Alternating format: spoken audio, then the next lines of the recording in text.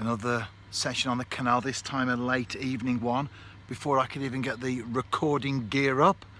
The float went and I'm off the mark, not a blanker, with this small roach. I'm ready to cast out again. If you watch the videos, then you know all about the tackle approach. In fact, it's the same every time because it's already set up. The rod and the hook even just need to piece the rod together, stick a maggot on, in this case it's one, on a size 16 and cast out. When you do short sessions, like I do a lot of, then you need to have as many shortcuts as you can. If you need half an hour to get set up, I might only have an hour fishing like I will tonight, then I've probably lost half of the session just getting everything ready, and then you've got to put it all away again afterwards into a second fish, and it's another roach, slightly larger than the first one, but nevertheless still part of that same shoal.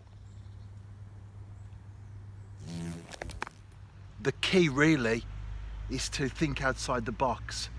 Instead of thinking to yourself, I've only got an hour or I've only got 2 hours, I can't go fishing, think, I've got an hour, where can I go? How can I maximize the time that I have available to me? Now, a big plus, and it's a foundation really in terms of your thinking, is you have to have somewhere local. So if I've got an hour on the bank, it's took me maybe 8 minutes to travel in, something like that. Same on the way back home. So if all in all, if I've got an hour and 20 minutes, say for example, I want to keep the travel time down to a minimum. The more travel, the less fishing. And you can't spend more time in the car than you actually do on the bank. So, local water, that's the key. Have your rod set up ready in advance. Travel with just the bare necessities, so you don't need the kitchen sink on a barrow, making your way along the canal, the pool, the river, whatever it is. Travel light. In my case, I've got a rucksack, the net, I've got a bucket, a bait, rod in the quiver, nothing else in there, just the rod, the quiver. In fact, I've got the rod on the ground, although I do have a rod rest in there should I need it. Don't even need an umbrella tonight because the weather forecast is fine. A small unhooking mat, and of course my tripod to film on. Keep everything down to a minimum, especially if you're doing a little bit of walking over a stile. Canal's okay, there's an access point and it's fairly straightforward, but I could be on a river or a pool even, where I've got to navigate through gates and fences. But above all, plan in advance and make sure you tick all the boxes. And I'm getting a bite again here. I think I've already got fish out there, which is a big plus when you have a short session. And again, that's also part of your thinking. Make sure you're in the right place. And I did a video recently talking about location on canals as far as angling's concerned and where to fish. It's only as big as the roach, but it is a perch. Second fish in terms of species of the evening. It's not a big bream by any stretch of the imagination, but it is the canal, not a gravel pit. And if you were a matchman catching a few of those, I'll tell you what, you'd be happy, wouldn't you? Another one for the landing net here. Not sure what it is. It's either a perch or a bream. I'm going to go for the former. And just as I say that, it does break the surface of the water. And it's in the net. It's not big, but certainly bigger than the perch that I've been catching so far, and the roach. Just the bream actually that's been bigger than this.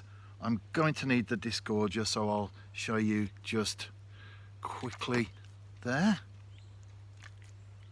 And I will do when it calms down. There you go. This is a nice surprise. They are in the canal though. A dace.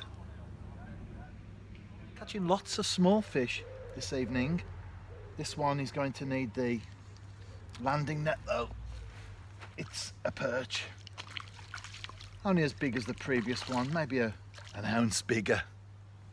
But great, aren't they, to catch? Yeah, I think it is maybe an ounce and a half or 2 ounces bigger. Where's that one hooked? Yeah, I think I'm going to need the forceps or the disgorger for that one. Let me show you though before I perform the operation. Nice fish actually. It is bigger than the first one that I caught. Sometimes fish size can be deceptive. You're playing one, you think it's bigger than it actually is. Sometimes it's the other way around. Likewise, even when you've got it in the net and it's in front of you, you think it's not as big as the previous one, and then you look at it and you think, do you know what, that's a good few ounces or so bigger, or maybe smaller. Surprises, aren't they? Sometimes fish. You can't always judge by the fight either. A small barbel can take off like an express train, and the person who's perhaps never caught one before or hasn't caught many thinks to themselves, that fish that I just lost, it must have been a river record, when in fact it was probably about 4 pound. Oh, I just had a hook pull on, well, big, relatively speaking, big bream, which for the canal, it was a big fish. Came right to the surface and it turned and it parted company with the hook. Never mind, I'll cast out again. I've still got a little bit of time before I pack away and go home. This will be my last cast into the canal. Go back home. Got a little bit of work to do. I get emails all the while, not say round the clock. That's indicating that I get them at 3 or 4 a.m. But I do get them at any time from 7 in the morning till 10 at night. Just had one from BBC. We've got a game coming up this week. Second leg of the Europa Conference League against Zalgiris from Lithuania. 5-0 up from the first leg. That's a record score for a Welsh club in Europe. So you would say the New Saints were... I just missed a bite there. That was going to be my last cast. I'll have another one. You would say that the New Saints were strong favourites to progress to the third qualifying round to a new UEFA competition this season, a club competition. So you've got the Champions League, the Europa and the Europa Conference League. And we've just missed out on a seeding place in the third round, should we get past Zalgiris, of course, just by 6 clubs. So that coefficient ranking which determines the seeding level of clubs and whether they're seeded or not. Well, just missed out on that. It shows, doesn't it, fine margins, a bit like fishing, isn't it? Fine margins sometimes.